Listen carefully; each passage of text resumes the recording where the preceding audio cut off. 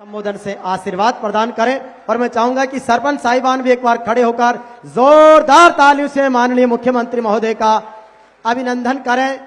माननीय मुख्यमंत्री भजनलाल जी शर्मा।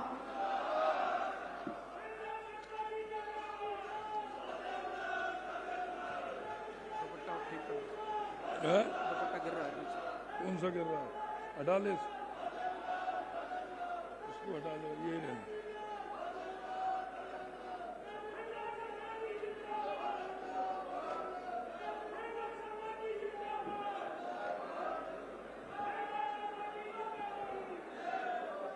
बोलिए भारत माता की। ये भाई सरपंचों की आवाज है। ये पूरे राजस्थान की आवाज है, इसलिए इसको, क्योंकि आपकी ग्राम पंचायत तक भी आवाज पहुंचनी चाहिए। बोलिए भारत माता की, भारत माता की, गिरिराज धरण की, बालाजी महाराज की, श्रीनाथ जी की, खाटू श्याम बाबा की, सालासर बालाजी की, मेहंदीपुर बालाजी की, करणी माता की, सुंदा माता की, सावरिया सेठ की, त्रिपुरा सुंदरी की, साकमरी माता की, कैला मैया की, भगवान देवनारायण की, भगवान तेजाजी महाराज की, मीन भगवान की, डिग्गी कल्याण जी की, तनोट माता की, बाबा रामदेव की, गोगाजी महाराज की, मानगढ़ धाम की, भर्तरी बाबा की और पूछरी के लौठा की।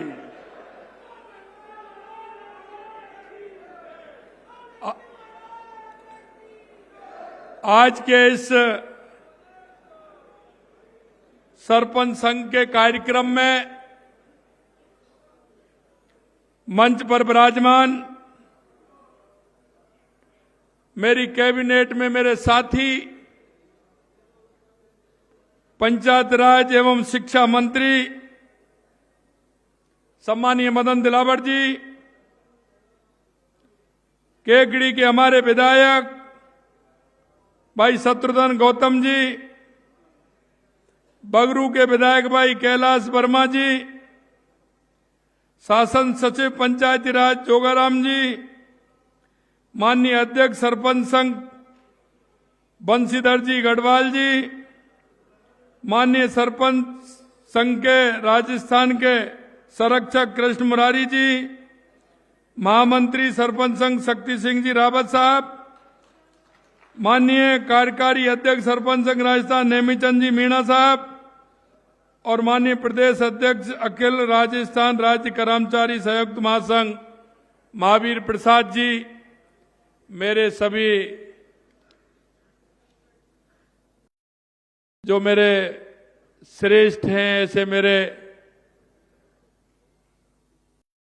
भूतपूर्व युवा सरपंच, वर्तमान युवा और मेरी माता बहनों और मेरा परिवार, सबसे पहले तो मैं आप सभी के लिए, इतनी बड़ी संख्या में राजस्थान के कोने कोने से आए हैं, मैं आप सभी को वंदन करता हूं, अभिनंदन करता हूं, आप सभी को मैं नमन करता हूं।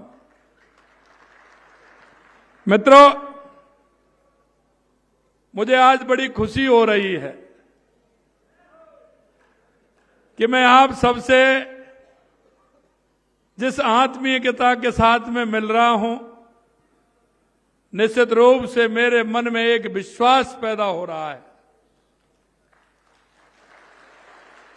और वो विश्वास ये पैदा हो रहा है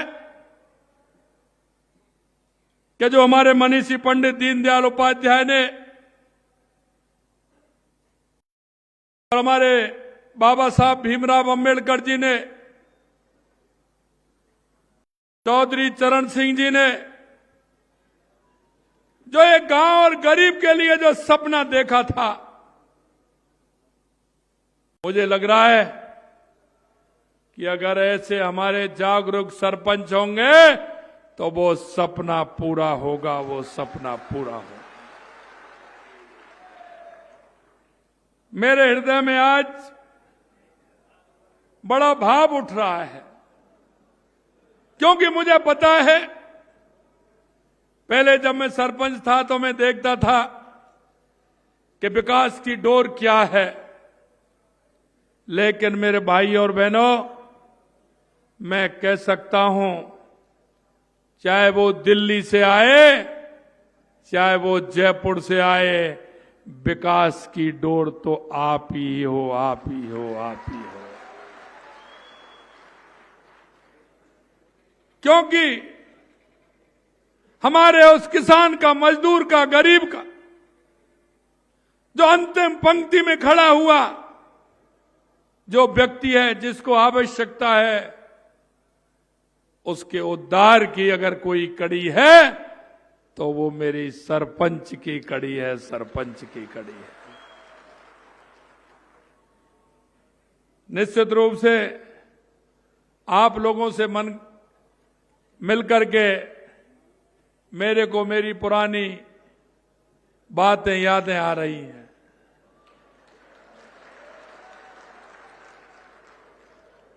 मैं सत्य कहना चाहता हूं और उसको मैं आपको भी महसूस कराना चाहता हूं मेरे भाई और बहनों।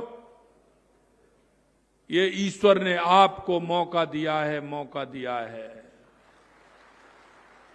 मेरे मन में बात आती है, मैं उस समय कर सकता था, उस समय का जैसा वातावरण था, जैसा मन था, मैंने किया, लेकिन उसके बाद में मेरे अंदर हिलोरे आते थे, हिलोरे। और वो हिलोरे इस बात के लिए आते थे कि मैं और कुछ करता तो निश्चित रूप से मेरे को और मेरे भाव को और मेरी आत्मा को संतुष्टि मिलती, संतुष्टि मिलती। क्योंकि आप काम खूब कर रहे हैं, अच्छा काम कर रहे हैं, लेकिन मेरे भाइयों बहनों, आपको काम की भूख बढ़ानी होगी। क्योंकि यह एक ऐसी सीढ़ी है जो गांव, गरीब, मजदूर उस बूढ़ी मां की सेवा कर सकते हैं, उस अपंग भाई की सेवा कर सकते हैं। ये मौका आज आपको मिला है, इस मौके का पूरा फायदा उठाना चाहिए, ये मैं आपसे निवेदन करना चाहता हूं। कभी कभी मेरे मन में एक बात और आती है कि आप कुछ भी बन जाओ, लेकिन सरपंच से बड़ा कोई नहीं है।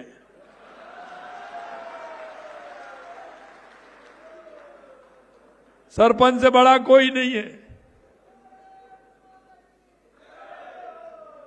क्योंकि वो गांव की भोली भाली जनता, गांव की वो मेरी मां, मेरी ताई, मेरी काकी, मेरा ताऊ, आज भी जब मैं गांव या गांव के ओरबा क्षेत्र में जाता हूं तो वो मेरे को कहते हैं, सरपंच भैया सुन, मेरी बात सुन ले। ये बात आपको जिंदगी भर के लिए मिलेगी, जिंदगी भर तक के लिए। जब आपको इतना बड़ा नाम दे दिया और आपको इतना बड़ा काम दे दिया, तो मेरे भाइयों, पीछे हटने की जरूरत नहीं है, पीछे हटने की जरूरत नहीं है। आज भी मैं देखता हूं, क्योंकि गांव में जब मैं जाता हूं और गांव में जब 2 दिन, 1 दिन में रह के आता हूं, तो जहां जाता हूं वहां 3 दिन तक मन नहीं लगता है। उस गांव की यादें, गांव की मिट्टी की खुशबू, गांव के वो पशुओं के बीच में जब रहते हैं, उनकी जो खुशबू मिट्टी की आती है, उसकी बात ही अलग है। इसलिए मैं कहना चाहता हूं मेरे भाई और बहनों, मैंने भी गांव के विकास का सपना देखा, और मैं कह सकता हूं कि गांव में जितने भी काम कर सकते हैं, हर व्यक्ति, हर आप चाहते हैं कि मेरा काम अच्छा होना चाहिए, लेकिन फिर भी आपके मन के अंदर में भाव होता है कि मुझे और भी करना चाहिए। मैं आपसे गांव के विकास की ज्वाला आपके मन के अंदर होनी चाहिए। आपके मन के अंदर यह होना चाहिए कि मुझे कैसे करना है।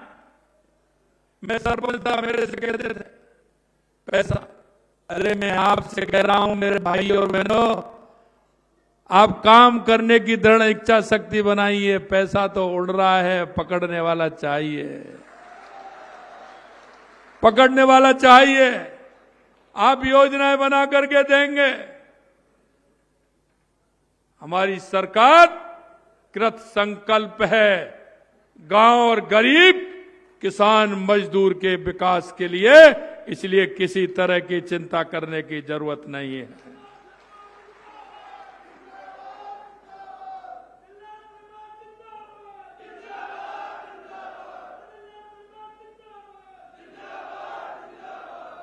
गांव में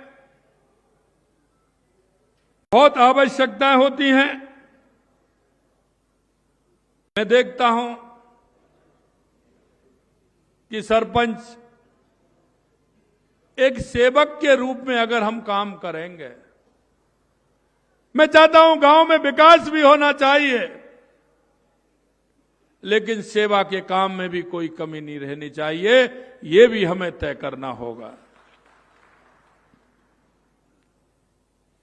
मैं अनुभवों के साथ कह सकता हूं कि अगर सरपंच की दृढ़ इच्छा शक्ति है, सरपंच अगर गांव में काम करना चाहता है, सरपंच समस्या का समाधान करना चाहता है, दुनिया की कोई ताकत नहीं कि वो सरपंच को रोक दे। ये भी मैं आपको बताना चाहता हूं। और आपसे बड़ा कोई नहीं। वो मैंने इसलिए कहा है कि आपको जो अधिकार है वो किसी को नहीं है, लेकिन उस अधिकार को समझना होगा। ऊपर से नीचे किसी भी जनप्रतिनिधि को देख लीजिए, वो चेक पर साइन करने वाली अगर कोई संस्था है, कोई जनप्रतिनिधि है, तो वो सिर्फ एक सरपंच ही है। दूसरा है क्या कोई, बताइए? अरे दूसरा कोई है क्या?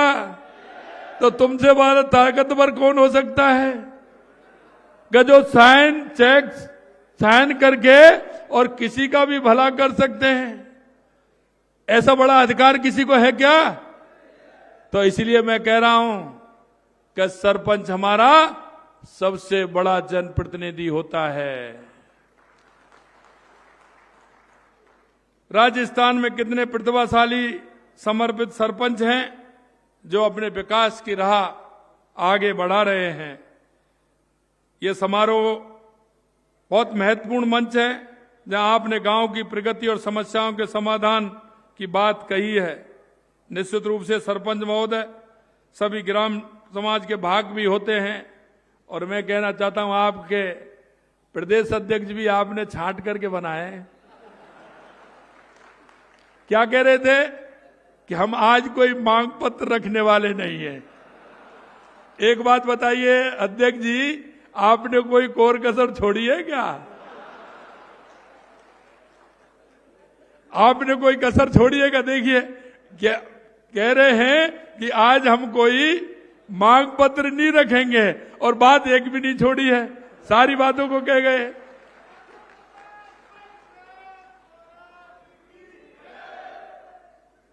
देखो मेरे भाई और बहनों, गांव के विकास की तरक्की आपके हाथ में है। मैं आपसे इतना निवेदन करना चाहता हूं कि ईश्वर ने आपको मौका दिया है, और मौका वो दिया है कि एक तरफ तो सिर्फ सरपंच है, और एक यह है कि हमने हमारी याददाश्त बनानी है। हमें सदैव के लिए हमारा नाम हमें करना है, सदैव के लिए हमारी बात याद रहे, ये हमें करना है। अगर मन में यह विश्वास धारण आप कर लोगे, जो भी योजना आती है वो गांव में आती है, जो भी योजना आती है वो आपके माध्यम से आती है, या तो आपके माध्यम से आएगी या आपका उसमें सहभागिता होगी। कोई भी योजना ऐसी नहीं है जो ग्रामीण क्षेत्र में जो आपसे छुपी हो। कोई भी डिपार्टमेंट होगा लेकिन आपकी बात पहले सुनी जाती है। मैं आपसे इतना ही कहना चाहता हूं, तरक्की और विकास की बागडोर आपके हाथ में है और आपका दायित्व है कि गांव में बुनियादी सुविधाओं को मजबूत करें, बल्कि ग्रामीण के जीवन को स्तर को हम ऊंचा उठाने का काम करें। जब हम ग्रामीण व्यक्ति के जीवन को ऊंचा उठाएंगे तो उसकी दुआएं जो निकलने वाली हैं उसका आप अंदाज नहीं लगा सकते। जिस व्यक्ति को आवश्यकता है उस आवश्यकता को समझ के उसका काम करना, क्योंकि अधिकांश मैं कहता हूं मेरे भाई और बहनों, गांव में बैठा वो हमारा किसान, हमारा मजदूर, हमारा भाई, उसके लिए एक छोटा सा सहारा बहुत बड़ा सहारा होता है। हमारी कहावत है कि मुर्गी के लिए तकुआ का घाव बहुत बड़ा होता है। गांव का वो व्यक्ति अगर वो कोर्ट में जाता है 50 kilometre, 40 kilometre, 30 kilometre, SDM office में जाता है तो उसके 200 रुपए खर्च होते हैं। 200 रुपए खर्च होते हैं। 50 इसमें देगा, किसी की मोटरसाइकिल लेगा, उसमें पेट्रोल डलाएगा या गाड़ी से जाएगा, लौट करके आएगा। अगर उसका छोटा मोटा केस चल रहा है वकील के पास जाएगा, वकील वहां तैयार बैठे रहते हैं। फिर वो अगर तारीख पूछने भी जाएगा तो तैयार बैठे रहते हैं। मेरे भाई और बहनों, मैं आपसे कहना चाहता हूं, ऐसे जो केस चल रहे हैं हमारे गांव में, जिस तरह के केस हैं, उनको अपनी पंचायत में ला करके तहसीलदार और एसडीएम को बुला करके वहां ही उनका समाधान कराइए। आपको उसकी दुआ भी मिलेगी और वो गरीब आदमी जो 200 रुपए उसके 100 रुपए खर्च हुए हैं, शाम को लौट करके वो बच्चों के साथ बैठ करके वो सब्जी लाएगा, खाने को कुछ फल लाएगा, तो आपका गुणगान गाएगा, आपको आशीष देगा। इसलिए हम इन कामों में भी अपना हाथ बढ़ाएं। पंचायत राज संस्थाओं के चुने जनप्रतिनिधि महोदय 1 अप्रैल 2024 से कह रहे थे मेरे अध्यक्ष जी, अरे हमने आते ही 1 अप्रैल 2024 से 10% मानदेय बढ़ाया कि नहीं बढ़ाया? हमने सभी का बढ़ाया, हमने सभी का 10% मानदेय बढ़ाया।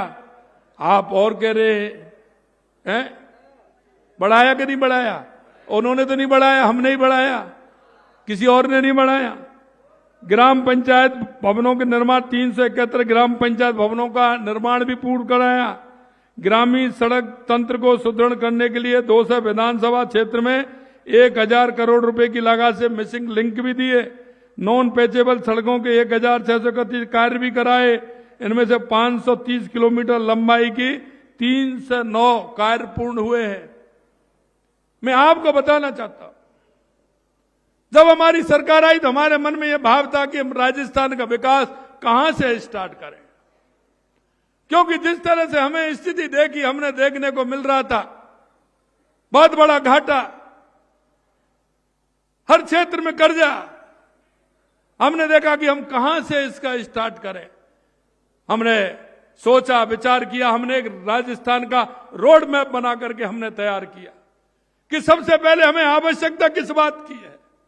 हमको लगा सबसे पहले आवश्यकता, हमारे यहां 3 बातों की सबसे बड़ी आवश्यकता है।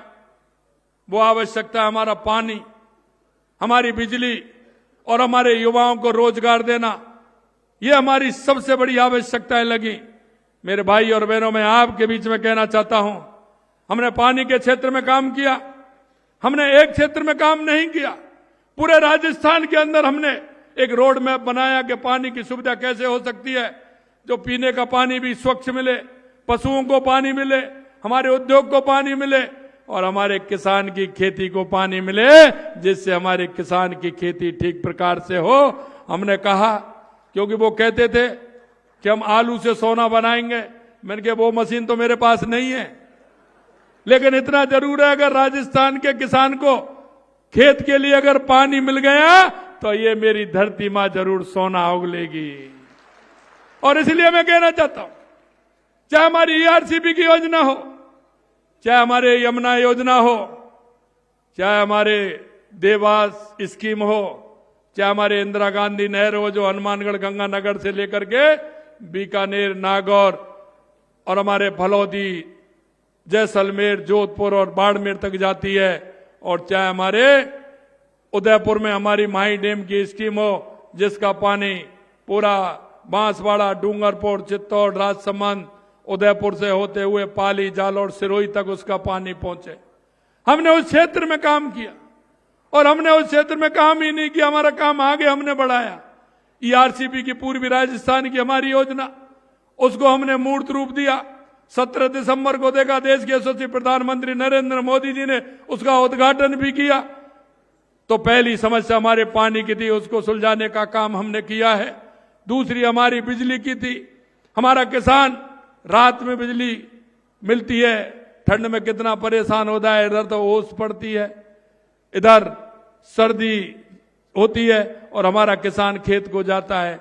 मित्रों, मैं कहना चाहता हूं, हमने विश्वास दिलाया है कि राजस्थान के किसान को 2027 तक हम दिन में बिजली देंगे, पूरी बिजली देंगे।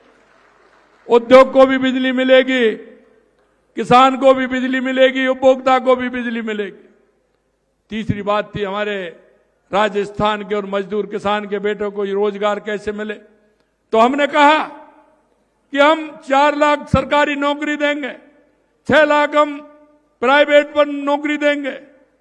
तो हमने, आपने देखा, अब हमारे से कहते हैं कि आपने ऐसे कैसे कर दिया। अरे मैंने क्या कर दिया, हमने तो कैलेंडर भी निकाल दिया। और आपने देखा होगा हम 60,000 नियुक्ति पत्र दे चुके, और 15,000 अभी दे देंगे, 75 हो जाएंगे। जुलाई में हमारा बजट आया था, 1 साल के लिए कहा, जुलाई तक हम 1 लाख नौकरी देंगे, 1 लाख युवाओं को नौकरी देने का काम करेंगे। 81,000 हमने वैकेंसी हर क्षेत्र में निकाली है, और वो ऐसे निकाली है कि आपको पेपर विज्ञप्ति निकाली है, आपका पेपर कब होगा, उसका रिजल्ट कब आएगा, और उसका नियुक्ति पत्र कब मिलेगा। और आने वाले समय में हमने कहा है कि 5 साल में 4 लाख देंगे। हमने कहा हमारे विरोधियों से, डायरी पेन जेब में रखो, नोट करते जाइए, जो हमने कहा है वो करके दिखाएंगे। आपकी तरह हम इस तरह से नहीं करेंगे कि कहते कुछ है और करते कुछ नहीं है। हमने ये बात आपको कहना चाहता हूं। मेरे भाई और बहनों, मेरा सबसे बड़ा जो हम करना चाहते हैं वो गरीब कल्याण की जो हमारी योजना है वो नीचे तक पहुंचे। हम काफी दिनों से प्रयासरत में थे खाद्य सुरक्षा को लेकर के, और आपने देखा हो खाद्य सुरक्षा में सबसे ज्यादा दिक्कत आती है तो सरपंच को आती है। अरे भैया मेरा नाम जुड़वा देना, कहते नहीं कहते? अरे भाई माता जी आएंगे, कोई आएगा, भैया मेरा नाम खाद्य सुरक्षा नहीं है, इसमें जुड़वा देना। तैयार हो जाइए, पोर्टल चालू हो गया है, नाम जुड़वाइए, कोई भी गरीब रहना नहीं चाहिए, ये भी मैं आपको विश्वास दिलाता हूं।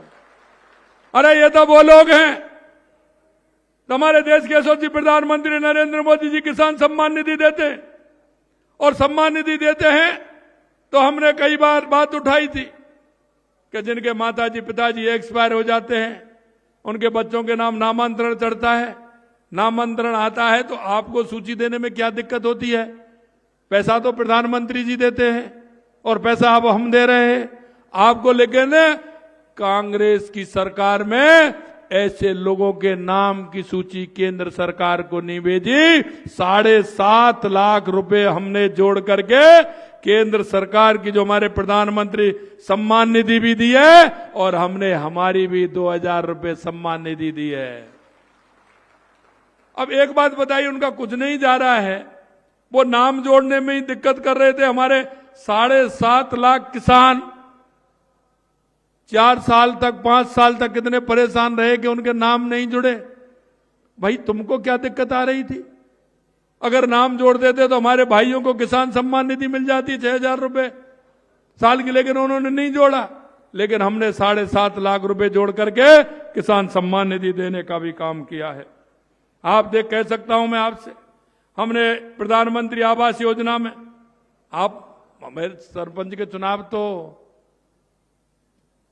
20 में हुए थे, 19 में हुए, 20 में हुए थे, 20 में हुए थे, 21-22 में कोरोना आ गया।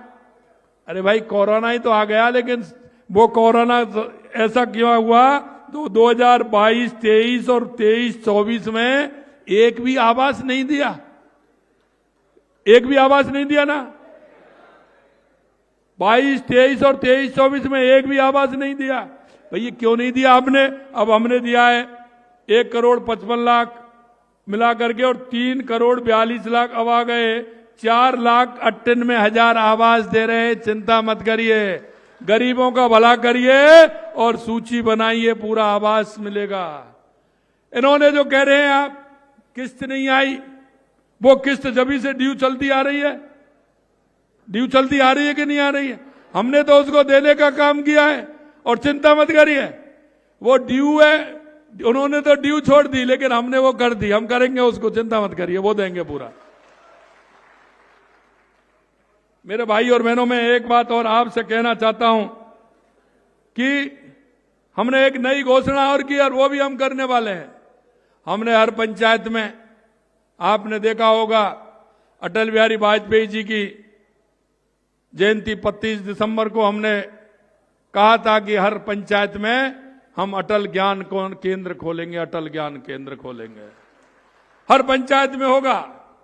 उसमें भवन भी देंगे और उसमें हम एक अटल प्रेरक भी उसमें लगाएंगे, उसमें ई लाइब्रेरी भी होगी, लाइब्रेरी भी होगी और वो ई मित्र का भी काम करेंगे, क्योंकि वो जो रहेगी वो मेरे गांव में पढ़ने वाले भाई और बहन, उनके लिए सुविधा मिले, उनको शहर की तरफ नहीं जाना पड़े। शहर की तरफ जाते हैं तो 15 और 20 हजार रुपये महीने खर्च होते हैं कि नहीं होते हैं? कमरा लेवाते हैं, हॉस्टल में रखते हैं, सारी बातें होती है कि नहीं होती हैं? हमारा वो गरीब अगर हमारे उस ई मित्र में पढ़ेगा, हमारी बहन और भाई, तो कैसा रहेगा? उसको सारी सुविधा वहां मिलेंगे। और उसमें हम सोलर के द्वारा लाइट भी लगवा रहे हैं, इसलिए किसी तरह की दिक्कत नहीं हो, सोलर भी लगवा रहे हैं, तो इसलिए उसको किसी प्रकार की परेशानी नहीं हो। तो ये भी काम हम करने वाले हैं। मैं आपसे इतना कहना चाहता हूं मेरे भाई और बहनों कि आपको मौका मिला है और उस मौके को साकार करना है। आपको उस गांव गरीब के लोगों की सेवा भी करनी है। हमने वर्ष 2027 तक किसानों को दिन में बिजली देने का काम के लिए हमने कहा है, लगातार भूमि पर सौर ऊर्जा लगा रहे हैं हमने किसान से कहा है, क्योंकि अन्नदाता तो है ही, लेकिन हमने कहा है किसान की अगर खाली जमीन है, ट्यूबवेल अगर लग रहा है, कुआं उसके पास है, तो खाली जमीन में सोलर लगाए, वो अन्नदाता के साथ साथ ऊर्जा दाता भी बने, जिससे हमारे किसान का भला भी हो। पीएम किसान सम्मान निधि का मैंने आपको बताया, 2,000 रुपये एक हमने उनको दिया है और 1,355 करोड़ रुपए हमने किसानों के खाते में ट्रांसफर किए हैं। यही नहीं मेरे भाई और बहनों, अंत में मैं आपसे इतना कहना चाहता हूं कि आप सभी लोग इस मौके पर आए हैं, लेकिन कई लोगों के मन में भाव है, और वो भाव कैसा है आपको पता है। जिन्होंने कभी काम नहीं किया वो काम नहीं कर सकते। हमें गांव का वो व्यक्ति दिखता है, गांव की वो परेशानी हमें दिखती है, उस परेशानी को देखते हुए हम काम करते हैं। आप किसान हो, किसान क्रेडिट कार्ड तो है, लेकिन गांव में जाते हैं तो दूसरी पंचायत में जाते हैं तो कैसे पूछते हैं, सरपंच साहब आपके गांव में पैदावारी ठीक है क्या? पूछते हैं कि नहीं पूछते हैं? पैदावार कैसी है सरपंच साहब बताइए? फसल तो ठीक है? हाँ ठीक है। और दूसरी बात क्या पूछते हैं? दूध हो रहा है कि नहीं हो रहा है, दूध मूध हो रहा है कि नहीं हो रहा है? पूछते हैं कि नहीं पूछते हैं? अगर दूध नहीं हो रहा है तो सरपंच को चाय कैसे मिलेगी? कह देंगे सरपंच साहब दूध ही नहीं है, चाय कैसे मिलेगी, पानी से काम चला लो है। तो हमने कहा कि भाई सरपंच को चाय मिलनी चाहिए, उनके बच्चों को जो भाई उनको दूध मिलना चाहिए, घी मिलना चाहिए। हमने 1 लाख रुपए गौपालक क्रेडिट कार्ड लागू किया है हमने, और वो भी ऋण मुक्त, उसकी ब्याज नहीं है कोई, जिससे कि वो व्यक्ति अपने बच्चों के लिए, कोई आने वाले रिश्तेदार के स्वागत सम्मान के लिए वो अपने गाय भैंस रखे और आने वाले बच्चों को और अपने आने वाले लोगों का स्वागत सत्कार करे। इसलिए गौपालक क्रेडिट कार्ड देने का काम हमारी सरकार ने किया है। हमारे गांव के किसान पशुपालन का काम है। अगर उनका पशु बीमार हो जाता है और हॉस्पिटल में दिखाने ले जाता है तो या तो वो सरपंच के पास जाएंगे, सरपंच साहब हमारी भैंस गाय बीमार है, कैसे करें, इसको ले चलो। तो वो कहाँ जाएंगे, किसी साधन वाले के पास जाएंगे, कोई मेटाडोर होगी, कोई कुछ होगा, ट्रैक्टर होगा, ट्रॉली, उसमें जाएंगे। उसके 400-500 रुपए लगेंगे। लगते हैं कि नहीं लगते हैं? भाड़े पे लेके जा रहा है, लगता है कि नहीं लगते हैं? अब इन बातों को कौन देखेगा अगर लगते हैं? ले जाओ, गाय बीमार है, दिखा के लाओ। हमने उसका भी प्रबंध किया है मेरे भाई और बहनों, कि वो उनको ले जानी नहीं पड़े, मोबाइल वैन जाएगी, आप फोन करेंगे, आपका इलाज आपके घर पर होगा, आपके पशु का इलाज। इसके लिए 536 मोबाइल वाहनों द्वारा 30 लाख पशुओं का उपचार किया जा रहा है। हमने ये भी किया है। ग्रामीण क्षेत्र में बेहतर चिकित्सा एवं स्थापित तंत्र सही हो, उसके लिए हमारी सरकार कृत संकल्प है। यही नहीं, गर्भवती महिलाओं को निःशुल्क सोनोग्राफी जांच भी हमने फ्री की है और इसमें सुविधा उपलब्ध कराई कि 72,000 से अधिक कूपन भी जारी कर दिए गए हैं। राजीविका परियोजना के तहत 4 लाख से अधिक स्वयं सहायता समूह गठन किया है। 48 लाख ग्रामीण परिवारों को उसको लाभान्वित किया है। हमारी सरकार राज्य के हर गांव तक विकास की किरण पहुंचाने के लिए प्रयासरत है। हमारी योजना का फोकस गांव के बुनियादी ढांचे के लिए विकास की संरचना और सुविधाएं बढ़ाने के लिए, कृषि का विकास हो, किसान की आय दुगनी हो, इसके लिए हमारी सरकार काम कर रही है। अंत में किसान भाइयों और बहनों के उज्जवल भविष्य के कल के लिए मैं कहना चाहता हूं कि आप फार्मर आईडी बनाना होगा और फार्मर आईडी में सभी सरपंचों को सहयोग करना होगा। कल 5 फरवरी से प्रारंभ हो रहा है, क्योंकि किसान को दिक्कत आती है। आप स्वीकार तो सब करेंगे, जब वो नकल लेने जाता है तो उसके साथ क्या होता है? 3 बार तो चक्कर लगाने पड़ते हैं और कैसे मिलती है, हमने उसको भी फ्री कर दिया। किसान तुरंत अपनी नकल निकाले और उसमें गिरदावरी भी खुद करेगा। फार्मर आईडी होगी तो आपको किसी तरह से कोई परेशानी नहीं होगी। इसके लिए भी काम हमने प्रारंभ किया है। आप सभी ने ग्रामीण विकास में बहुत महत्वपूर्ण योगदान दिया है। मैं देख रहा हूं कई तो हमारे ऐसे सरपंच हैं जो 2-2, 3-3 और 4-4 बार के लगातार सरपंच हैं, क्योंकि वो सेवा करते हैं तो गांव के लोग उनको चुनते हैं। मैं आपसे इतना ही कहना चाहता हूं मेरे भाई और बहनों, आप अपनी स्थायी पहचान बनाने के लिए, गांव गरीब की सेवा करने के लिए आप सबको ये फिर मौका नहीं मिलेगा। आपको जो मौका मिला है उसको फायदा उठाते हुए अंतिम पंक्ति में जो व्यक्ति खड़ा है उसकी सेवा करने का काम करें। अंत में मैं आपसे इतना ही कहना चाहता हूं, हमारी सरकार निरंतर रूप से गांव के विकास के लिए, गांव की समृद्धि के लिए आपके साथ खड़ी है। और अभी हमने पिछला बजट दिया था, हमने ये नहीं देखा कि यहां हमारा विधायक है कि वहां हमारा विधायक है। हमने हमारी राजस्थान के 8 करोड़ जनता के विकास को ध्यान में रखते हुए लगातार हमने 200 विधानसभाओं में काम देने की बात की है। कोई भी विधानसभा ऐसी नहीं होगी, क्योंकि हमें देखा है, पहले हमने देखा है सरकार को इस तरह से देती थी, यहां मेरा विधायक है। अरे जनता किसकी है? जनता तो हमारे राजस्थान की है। वो गरीब हमारे राजस्थान का है, वो किसान हमारे राजस्थान का है, जो सड़क पर चलता है, जिसको पानी की आवश्यकता है, जिसको बिजली की आवश्यकता है। और अभी हमने कहा है कि हम राजस्थान की 8 करोड़ जनता के लिए काम करते हैं। हमने 200 विधानसभाओं में लगातार हमने बजट दिया। एक भी ऐसी विधानसभा नहीं होगी जिसमें हमने बजट नहीं दिया होगा। हर 200 विधानसभा में बजट दिया। और अब भी मैं कहना चाहता हूं, जहां हमें आवश्यकता लगेगी, जहां हमें ऐसा लगेगा इस विधानसभा में यह आवश्यकता है, हमारी सरकार राजस्थान की 8 करोड़ जनता के लिए काम करती है। गरीब जो अंतिम पंक्ति में हमारा किसान मजदूर खड़ा है, उसके लिए हमारी सरकार काम करती है। हम जानते हैं, हमारे उस किसान और मजदूर के बेटे को हम जानते हैं को उसके पिताजी किस तरह से पैसा लेकर के आते हैं, रात के अंधेरे में जाते हैं और वो पैसा लेकर के अपने बेटे को पढ़ाते हैं। लेकिन पिछली सरकार ने किस तरह से कुठाराघात किया कि बेटे ने कहा कि मेरे को कोचिंग कराइए, मैं नंबर लाके बताऊंगा। पिता का विश्वास था कि मेरा बेटा कह रहा है तो लेकर के आएगा। वो पड़ोस में से कहीं भी किसी से पैसा लेकर के आया, उसको पैसे दिए, पिता को लगा कि मेरा बेटा लेकर के आएगा, नंबर अच्छी पढ़ाई कर रहा है। बेटे को कहा था कि पिता के अरमानों को मुझे तोड़ना नहीं है, उनको बरकरार रखना है, मैं नंबर लेकर के आऊंगा। लेकिन पेपर लीक हो जाते थे, उधर पिता भी रोता था, उधर पुत्र भी रोता था। मैं आपको विश्वास दिलाना चाहता हूं कि हमारे 1 साल में लगातार पेपर हुए हैं, एक भी पेपर लीक नहीं हुआ। और जो पेपर लीक करने वाले थे, 200 से ज्यादा लोगों को गिरफ्तार किया और उनको अंदर सलाखों में बंद किया। आए दिन गुंडागिर्दी होती थी, आते थे कहीं ना कहीं गोलीबारी करके चले जाते थे।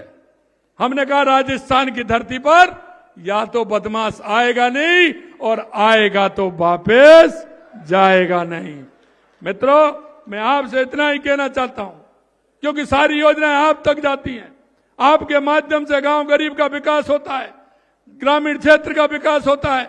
आपसे मैं इतना ही कहना चाहता हूं, हमारी सरकार कृत संकल्प है पूरी तरह से आपको हर योजना को पूरी तरह से करने के लिए हमारी कृत संकल्प है। इसलिए मैं इतना ही निवेदन करना चाहता हूं, आप सभी मिलकर के इस राजस्थान के विकास को आगे बढ़ाने का काम करना है। देश के यशस्वी प्रधानमंत्री नरेंद्र मोदी जी के नेतृत्व में हमारा विकसित भारत बने, हमारा विकसित राजस्थान बने, हमारा विकसित जिला बने, हमारा विकसित गांव बने। गांव गरीब की सेवा करते हुए हमको विकसित बनाना है। आप इतनी बड़ी संख्या में आए हैं क्योंकि मेरे से कहा कि आप कार्यकाल कैसे बढ़ा सकते हो। मैंने कहा हम बढ़ा सकते हैं। क्यों बढ़ा सकते हैं? मैंने कहा हम बढ़ाएंगे, आप देख लेना कैसे बढ़ाएंगे।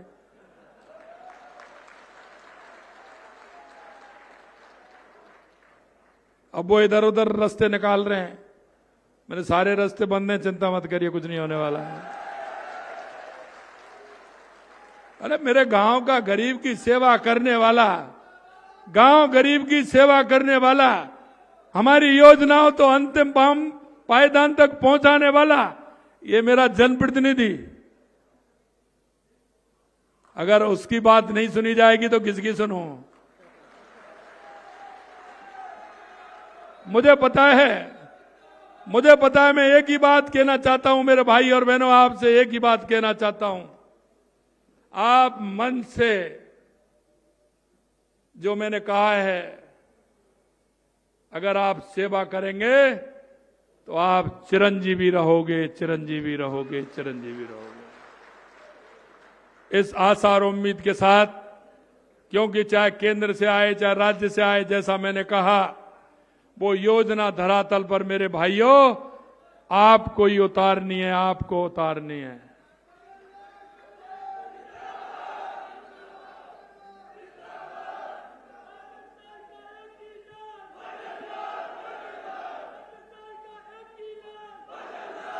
एक बात अंत में कहकर के मेरी बात समाप्त करूंगा, क्योंकि मुझे पता है आप घर पहुंचते हैं, 4-6 लोग आ जाते हैं, सुबह जगते हैं 10-5 लोग आ जाते हैं आपके पास,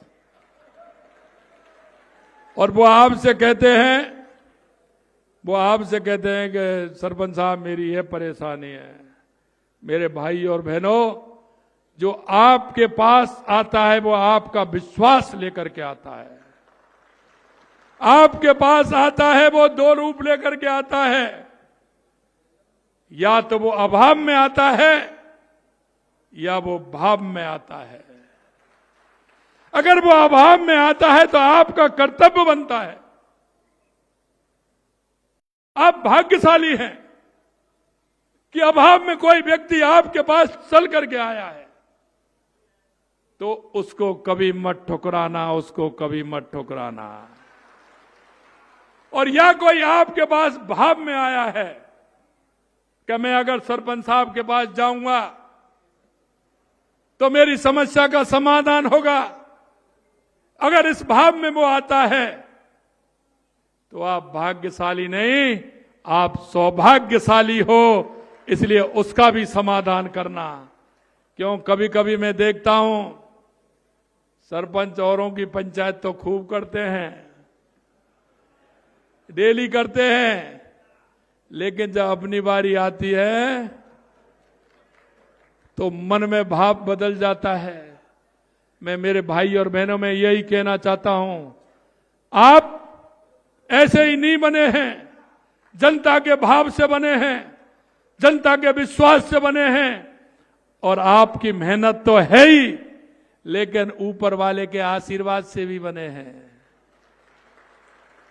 इसलिए 3 विश्वास टूटते हैं, जनता के भाव का, उनके विश्वास का, और ऊपर वाले ने बनाया है उसका। और जिस दिन आप चुनाव लड़ रहे थे, आपके मन में कोई गलत भावना आ जाए तो जिस दिन चुनाव लड़ रहे थे ना, और चुनाव लड़ने की तैयारी कर रहे थे, उस दिन को ध्यान में कर लेना, आपकी बात ठीक हो जाएगी। ये बात मेरे अनुभव की बता रहा हूं। एक बूढ़ी माई से अगर आपने जाकर के, मैंने कहा था, ये मिलने आए थे सरपंच साहब, गांव में निकलते हो, कोई चौतरा पे कोई माई बैठी है, कोई बुजुर्ग बैठा है, कोई दिव्यांग बैठा है, गाड़ी रोक के उससे पूछ लो आपके क्या हाल चाल है, उतर के पूछ लो। और उससे पूछ लो मैं बाजार जा रहा हूं, कुछ लाना तो नहीं है। वो कुछ नहीं कहेगी, लेकिन वो आने वाले सबसे कहेगी, सरपंच मेरे पास आया था, मेरे से ये पूछ करके गया था। इसलिए हमारी जो संवेदना है, उन संवेदनाओं को नहीं मरने देना है, उन संवेदनाओं को रखना है। हमारा देश हजारों लाखों सालों से उन संवेदनाओं और हमारी संस्कृति, ये हमारी पहचान है। और मैं कहना चाहता हूं मेरे भाई और बहनों, ये कितने सालों से हमारा देश जो हजारों सालों से चल रहा है, ये हमारी संस्कृति और हमारी विरासत की देन है। हमारे अंदर जो संस्कार है उसकी ये देन है, इनको कभी नहीं भूलना है। इनको साथ चलते हुए देश के यशस्वी प्रधानमंत्री नरेंद्र मोदी जी कहते हैं, विकास भी और विरासत भी। हमें हमारी विरासत को भी बनाए हुए रखना है। आप सभी लोग इतनी बड़ी संख्या में आए हैं, निश्चित रूप से मैं दिल की गहराइयों से आप सभी को बहुत बहुत धन्यवाद देता हूं, आपका अभिनंदन करता हूं। बहुत बहुत धन्यवाद। जय हिंद, जय भारत, जय राजस्थान, जय पंचायत राज। बहुत बहुत धन्यवाद।